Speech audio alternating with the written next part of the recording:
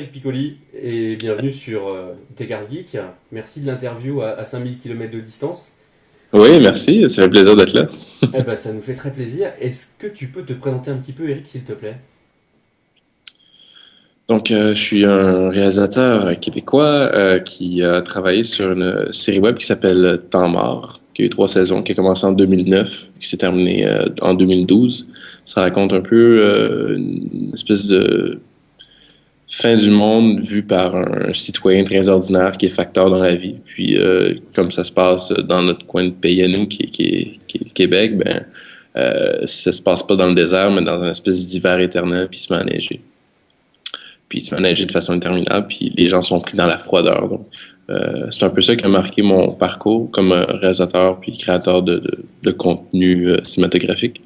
Puis là, présentement, je travaille sur une autre histoire de science-fiction qui s'appelle Projet M, qui se passe dans l'espace, où on envoie 4 astronautes 1000 jours en orbite autour de la Terre pour voir si on peut survivre 1000 jours aussi loin de chez soi. Donc le projet est né juste après la finition, je dirais, de Temps mort, ou c'est quelque chose que tu avais déjà en tête depuis longtemps? Non, je pense que c'est né parallèlement. Là. Je pense qu'on est en train d'écrire Temps mort, la dernière saison, saison 3. Puis, en rencontre d'écriture, il y a quelqu'un qui a parlé d'une expérience russe qui s'appelle Mars 500, qui a été menée à terme par l'Agence européenne spatiale. Puis, où on a enfermé six ingénieurs pendant 500 jours pour voir si c'était impossible un voyage vers Mars. Puis ça m'a donné le goût de faire une histoire là-dessus, puis de le camper chez nous, en fait. Puis à partir de là, je pense que c'est à peu près les seules ressemblances qu'il y a avec Mars 500, mais ça naît toujours comme ça, puis ça a trotté dans ma tête, je pense, pendant près d'un an, avant qu'on commence à l'écrire. Puis c'est toujours un peu ça, la gage d'une idée qui pop dans ma tête, en fait, c'est que si un an plus tard, j'ai toujours le goût de l'écrire, c'est que je devrais l'écrire. Mais généralement, je m'y prends, je laisse le temps aux idées de germer un peu, puis de se développer, puis voir s'ils évoluent en même temps que moi. Alors l'écriture c'est une chose, c'est un premier temps, mais alors de là à se dire on construit une station spatiale dans un immense hall, un immense garage, moi j'ai découvert le projet sur Instagram. OK. Les premières photos, je les ai découvertes comme ça et j'ai trouvé ça vraiment génial. Les premières photos, c'était des photos où vous posiez les LED sur les portes et sur les portes coulissantes, c'était assez sublime. Et j'ai dit waouh, c'est magnifique.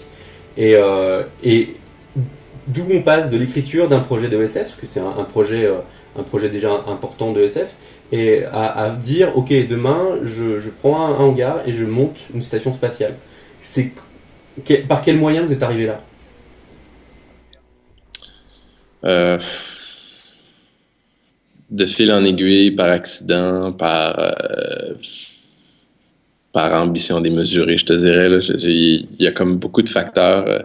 Au Québec, au départ, le projet se passait seulement dans un espèce de bunker sur Terre. Tu sais, c'était un peu comme Mars 500, c'est qu'on enferme vraiment des humains au Québec pour voir si c'était possible de faire un voyage de 1000 jours dans l'espace.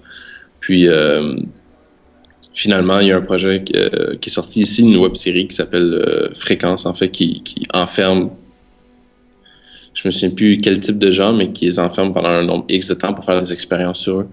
Puis même si on est à des centaines, des milliers de kilomètres de leur concept à eux, il y avait une ressemblance, puis on s'est comme dit, ben pourquoi ne pas faire alors une vraie expérience, mais en orbite autour de la Terre? Et de là, on est parti. Puis on avait déposé pour le financement, pour un financement de web-série. On a réussi à l'avoir, le concours. Euh, Évidemment, les moyens qu'on a pour faire un tel projet sont ridicules. Parce que ça coûte, je sais pas, j'ai comme l'impression juste en termes d'effets spéciaux, nous, je suis pas mal sûr qu'on approche du 500 000 euros facile juste en salaire d'effets spéciaux. Ça, c'est sans compter les 6 mois de travail, les 8 mois de conception presque qu'on a passé en studio, le tournage. On a eu beaucoup de faveurs, de gens qui croyaient plus loin que leur salaire, en fait. Puis je pense que c'est justement le fait qu'il n'y en a jamais eu de projet comme ça ici. Puis que généralement, même, je pense, à travers le monde, ce genre de projets-là sont souvent réservés à Hollywood, à cette espèce d'élite sur la côte ouest américaine où ils peuvent se permettre de faire des projets un peu plus démesurés à cause qu'ils ont des budgets plus démesurés.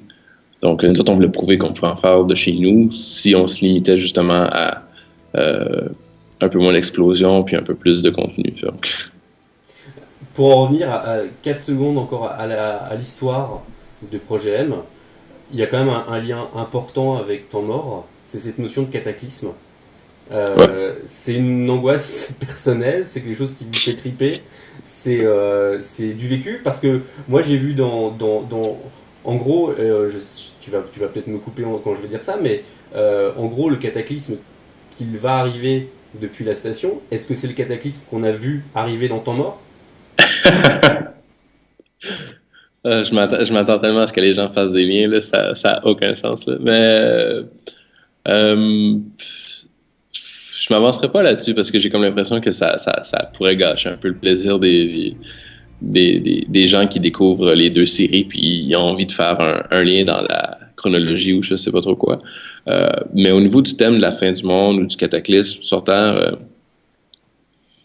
c'est qu'en fait, au début, quand on a commencé à penser à comment ça se passait euh, comment il faut perdre communication avec la Terre puis être pris dans une espèce de prison, mais dans laquelle tu peux, même si tu sors, t'es pas en sécurité, c'est en coupant toute communication avec la Terre. Donc, de là est venue l'idée d'un cataclysme.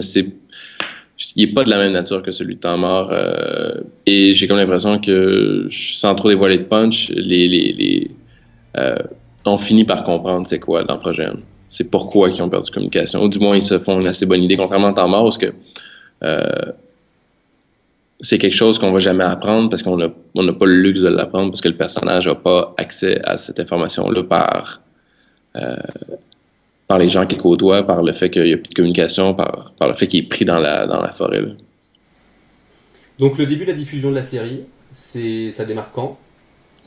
Ça démarre à la mi-novembre, si tout va bien. Mais ça, c'est une question parce que là, on est en train de nous-mêmes de frapper le mur ou on ne sait pas si on va être capable de livrer. Et puis vu qu'on est sur Internet, ben, on se dit, il y a une chose que nous, les créateurs, on peut vraiment pas remettre si c'est pas terminé, c'est que on a tellement mis d'heures et d'énergie et de sueur là-dedans qu'on peut pas considérer une seconde que la série sorte ou que l'histoire sorte puis que ça soit pas au niveau que nous on le veut. Si c'était juste une commande ou un projet qui était évidemment qui aurait des conséquences énormes si on pouvait pas livrer à temps, c'est sûr qu'on s'arrangerait pour le faire, mais évidemment là, dans l'engrenage où on est pris, tout ce qui importe, c'est que le résultat soit à la hauteur du temps qu'on a mis dedans. Puis en ce moment, si tout va bien, ben ça sort à la mi-novembre. Sinon, on va s'asseoir avec nos diffuseurs, puis on va essayer de trouver un plan de match qui satisfait toutes les parties, en fait. Là. Alors le choix de la diffusion web, c'est un choix, je dirais, économique ou c'est un choix imposé par votre format? Moi, je pense que c'est un choix imposé par les circonstances de la création. Que je sais pas, moi depuis des années, je fais mes micro-métrages sur Internet. C'était la méthode la plus facile pour progresser, pour rejoindre des gens, pour traverser les océans. Puis quand on a commencé à faire Temps mort, ben, c'est venu naturellement comme le format c'est choisi lui-même, j'ai comme l'impression. Et ce que j'aime pour l'instant, c'est même quand on a des subventions qui sont quand même assez petites pour l'ambition qu'on a, on détient quand même une liberté créative absolue. Il y a personne qui nous dit quoi faire exactement. Tu sais, on a des grandes suggestions, on a de l'encadrement, mais on n'a pas nécessairement, on n'est pas censuré, on peut aller dans la direction qu'on veut. Donc à ce niveau-là, je trouve que ça c'est génial, mais ce qui manque présentement, c'est les fonds. Eric, on termine juste donc en rappelant la campagne aussi Indiegogo qui vous Ouais. aide à terminer, je dirais. Est-ce que tu peux en parler 4 secondes de la campagne Indiegogo?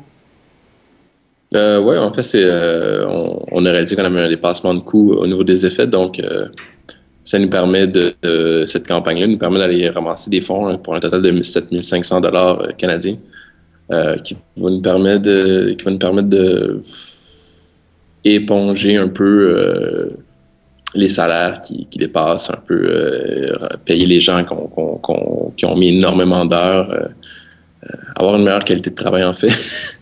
Donc sur Indiegogo, il nous reste environ encore 19 jours entre cette date du 27 octobre pour atteindre le montant de 7500. Puis là, je pense qu'on est à 5007. 5007, 5008, je me souviens plus trop. Donc, ouais, si les gens ont envie de croire en un projet qui est un peu différent et qui permet d'aller un petit peu plus loin dans la sci-fi, je vous invite à y mettre un peu du vôtre, mais juste de partager la page sur les médias sociaux et d'en parler, je pense que c'est déjà énorme pour moi. Bon, on va le faire avec plaisir, Eric. Merci beaucoup pour l'interview. Merci pour avoir pris du temps. On sait que tu es vachement pris par le montage, Ouais, la fin du montage et les effets spéciaux de Projet M. On a hâte de voir ça. À bientôt, Eric. Merci beaucoup.